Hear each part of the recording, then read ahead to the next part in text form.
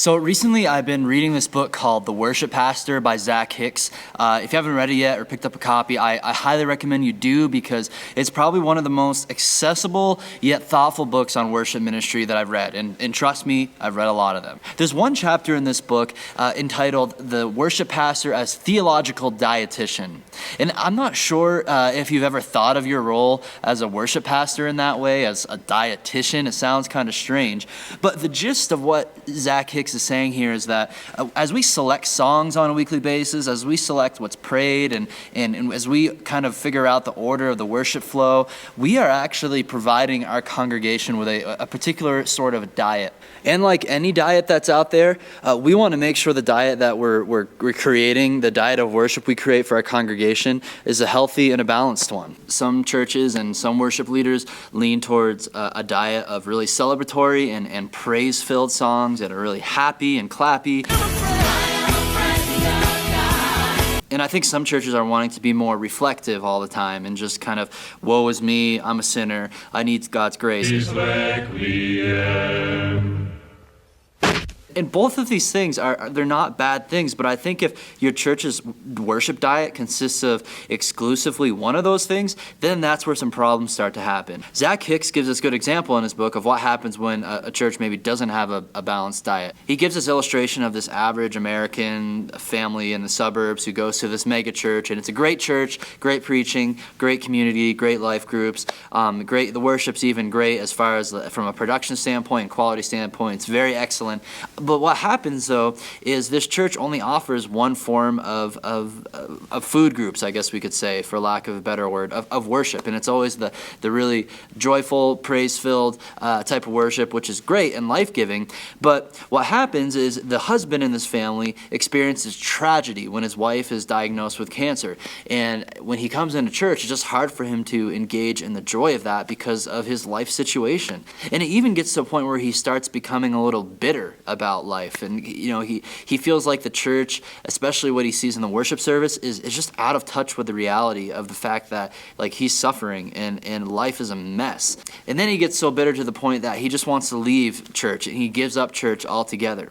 And that's sort of the extreme example that Zac Hicks gives of what could happen in a church that doesn't have a balanced diet. But I think it points out an important truth for us as worship leaders, that we need to be aware of what we are selecting as songs and what we're planning on a weekly basis to reflect both the praise and the celebration of the gospel. But we also need to make sure we're selecting the songs that speak to the truth that life is tough, it's broken because of the sinful world that we live in that needs redemption. We don't want our worship to be out of touch with what happens to our congregation during the week. Something that I find really exciting about contemporary worship music right now is we're beginning to see more songs that reflect the different aspects of life. Now, I think a perfect example of this was just this week. I think it was just yesterday. Hillsong United released their 2 new singles, which two songs. I don't know if you can be singles if they release 2 songs. Anyways, they just released 2 songs off their new album that's coming out in July.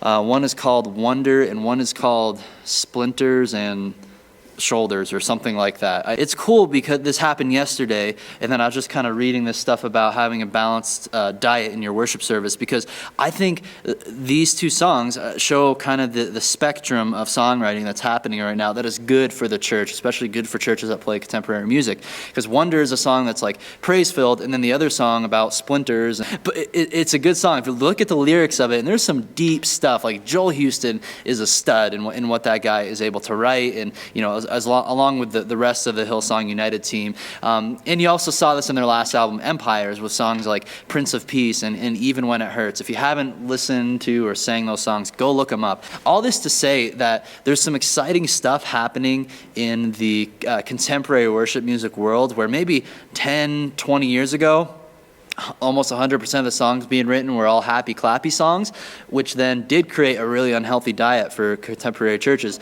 But now there's new music that is being written that's more thoughtful and reflective on the realities of life. And I think they're better at reflecting the book of Psalms, which has a lot of those celebratory and songs that are like full of praise, but they also have psalms that are psalms of lament and like, God, why is this happening? And, we need your help. We're just crying out to help for God. And that's where where a lot of our congregations at on any given Sunday. Another thing I find that's really cool is that now, in order to have your congregation singing songs that are like theologically thoughtful or theologically meaty, you don't have to sing old hymns anymore. You can actually start singing some of this new stuff that's being written. Sure, the hymns will always have an appropriate place in worship. I like hymns, but it's exciting now where it's like, man, if I want to sing something that's not just happy, clappy, and joyful song, like there are actually really good contemporary songs being written within this genre of worship music. So all that to say, I just want to ask you, how is your church's worship diet, and how have you been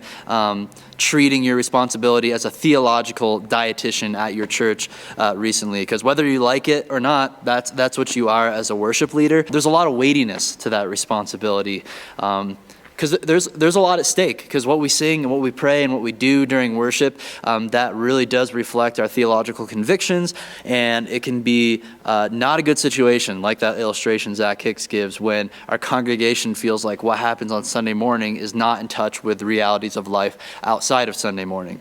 So keep up the good work in your ministry, keep planning, keep rehearsing, keep working hard, coordinating all your volunteers. Subscribe to the channel. You'll see some more reflections on different aspects of worship leading here on the Church Front channel. And it's all about helping you grow yourself and grow your church as well.